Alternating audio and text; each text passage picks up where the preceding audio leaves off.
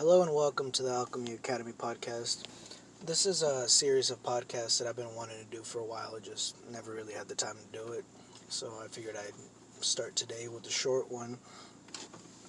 Now, in this series of podcasts, I will be releasing them in an episode form, and each one will have a bit of a topic, but it'll be overall pretty freeform. So I probably will repeat myself, and if I do, I apologize. But that's the problem, not having a proper layout. But it is what it is. Now I was harvesting some material today, some plant material to be specific, for some alchemy experiments that I've been wanting to do. And so I wanted to discuss that a little bit since that's what's freshest on my mind. And the first thing I wanted to discuss is when you're harvesting from the vegetable kingdom, the plant kingdom, it's very important to know what you're looking at. Do the research, look at pictures, diagrams of the material that you're going to harvest, and also at the constituents, the properties of the plant. Some plants are very poisonous. Some other plants are very similar to other plants, and one plant might be fairly benign, and another one might be toxic to humans, or could have long-term adverse effects that are not good. So if you're not sure, what I would do personally is just purchase the material from a reliable source, someone who does know what they're doing, and then that way you can just um, avoid that altogether. And also, when you're harvesting from an unknown source, as opposed to cultivating the material yourself, it's important to keep in mind, factors and variables within the area that are out of your control or that you might not know about. You don't know what kinds of pesticides, insecticides, poisons run off in the area.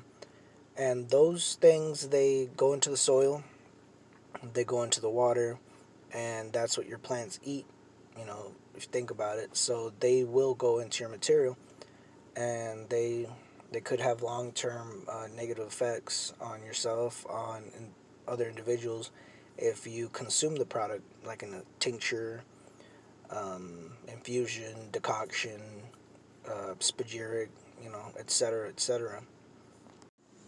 It's also very important that you, when you're harvesting from the wild, to be respectful of the environment and of your material itself. Don't over harvest an area. Don't clear out a field of the plant.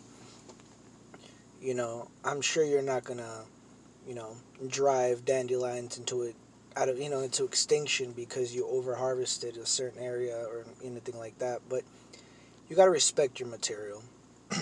You know, the ancient philosophers, they believe that every plant, every animal, even their metals had spirits and souls, and they treated them with great respect. So I believe that's a good philosophy to live by. Um, there's two components to alchemy, in my opinion, that are very important, and you can't separate them. And that is the physical aspect, and also the spiritual aspect, the philosophical aspect. And you cannot remove one from the other and still have alchemy. If you remove the philosophical aspect, then you end up with chemistry, or herbalism, or just a guy that likes to do experiments. Not that there's anything wrong with any of those, I'm just simply saying. But at the same time, if you get rid of the physical aspect of alchemy, then all you're left with is some kind of weird metaphysical pseudo religion idea. And again, that's not alchemy. Alchemy is both. And if you read a lot of old alchemical texts, um, every process within alchemy, every material had a symbol, a meaning, a deeper meaning. Even the physical processes like calcination, that was a symbol of purification, you know, of self and of the material itself. And, that's a topic altogether that, I will definitely be discussing later, the different processes and their deeper meanings, and you know, all of that stuff. But for now, I'm just keeping it simple. And so this has been Alchemy Academy, episode 1. Thank you for listening. In the next episode, we will be doing an overview of the extraction of salt from plant material from the vegetable kingdom. Well, thank you for listening. See you next time.